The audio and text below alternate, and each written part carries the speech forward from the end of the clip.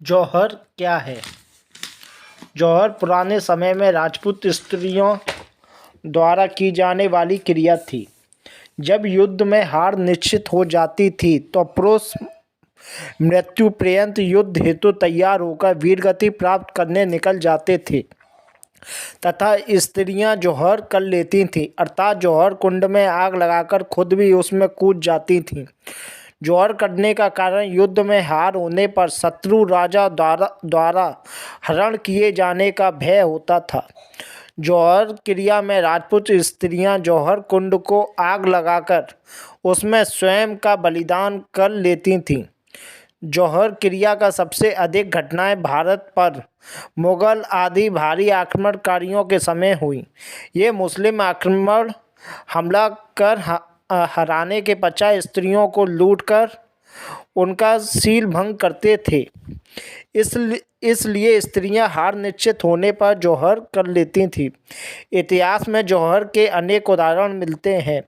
हिंदी के ओजस्वी कवि श्याम नारायण पांडे ने अपना प्रसिद्ध महाकाव्य जौहर चित्तौड़ की महारानी पद्मिनी के वीरांगना चरित्र को चित्रित करने के उद्देश्य को लेकर ही लिखा है।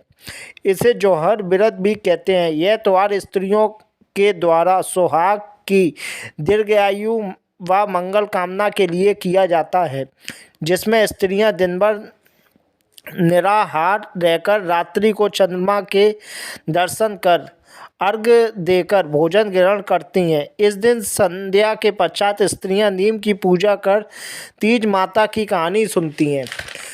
ज़्यादातर जौहर के किस्से मेवाड़ के चित्तौड़ दुर्ग पर ही मिलते हैं। इसके मुताबिक चित्तौड़ के प्रसंग में पहला जौहर वर्ष 1303 में हुआ, जो कि रानी पद्मिनी का समय था। उस समय के राजा रावल रतन सिंह थे। दूसरा जौहर 1535 में और तीसरा 1567 में हुआ। जौहर का जिक्र चित्तौड़ की कहानी में मिलता है। दावा किया जाता है कि जौहर का सहारा लेकर पतिव्रता स्त्रियां अपनी आन बान शान की रक्षा करती हैं और इस तरह शत्रुओं के हाथों में पड़ने से बचने के लिए जौहर करती हैं। प्राचीन गाथाओं में रानी पद्मिनी का चित्रण गोरा बादल काव्य में मिलता है। 1303 का जौहर रानी पद्मिनी ने किया जब अलाउद्दीन खिलजी ने चित्तौड़ पर आक्रमण किया। यह आक्रमण रानी पद्मिनी को पाने के ही कारण हुआ था। इसलिए रानी पद्मिनी ने यह जौहर किया था 13,000 सतरानियों के साथ। 1535 का जौहर 1535 में जब गुजरात के शासक ने चित्तौड़ पर आक्रमण किया तो उस वक्त वहाँ रानी कर्णावती का राज चल रहा था। अपनी हार को निश्चित कर जौहर किया था। कर्णावती ने जो जौहर किया था वो 12,000 सतरानियों के साथ मिलकर किया था, अपनी हार को निश्चित कर। जब यह सभी राजपूत जान जाते थे कि अब हमारी हार निश्चित है, तो अंतिम युद्ध के समय राजपूत योद्धा अपनी स्त्रियों को कहते थे कि आपको अब जौहर करना होगा। 1567 का जौहर में जब मुगल सेना ने आक्रमण किया तब वहाँ जयमल राठौर की पत्नी के साथ 12,000 स्त्रियों ने जौहर किया।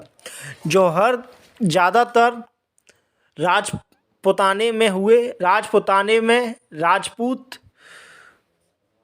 राज्य के सबसे शक्तिशाली राज्य मेवाड़ में ही जौहर हुए। मेवाड़ ऐसा राज्य था जो कभी भी बाहर की ताकतों के सामने नहीं झुका, कभी भी मुस्लिम सत्ताओं के सामने नहीं झुका, भारी आक्रमणकारियों के सामने नहीं झुका। तो जितने भी जौहर हुए वो सब हुए। जौहर एक व्रत भी होता है, जैसे कि मैंने आपको बताया। जौहर व्रत क्या है? जौहर व्रत के अंदर नीम की पूजा की जाती है, तीज माता की कहानी सुनी जाती है।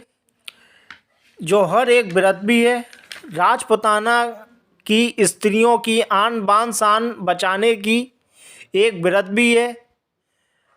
तो दोस्तों आज मैंने आपको बताया कि जौहर क्या है।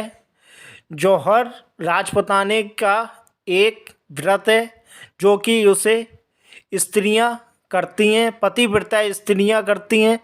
ये पूरा व्रत करवा चौथ की तरह किया जाता है और राजपूत जब अंतिम युद्ध किया करते थे तब जौहर किया जाता था। कैसी लगी आपको मेरी कहानी? अगले राजपूताना से जुड़ी हुई कहानी मैं लेकर आऊँगा। जब तक आप मेरी वीडियो को सब्सक्राइब करें, मेरे चैनल को सब्सक्राइब करें, बेल आइकन का बटन दबाकर लाइक करें। धन्यवाद।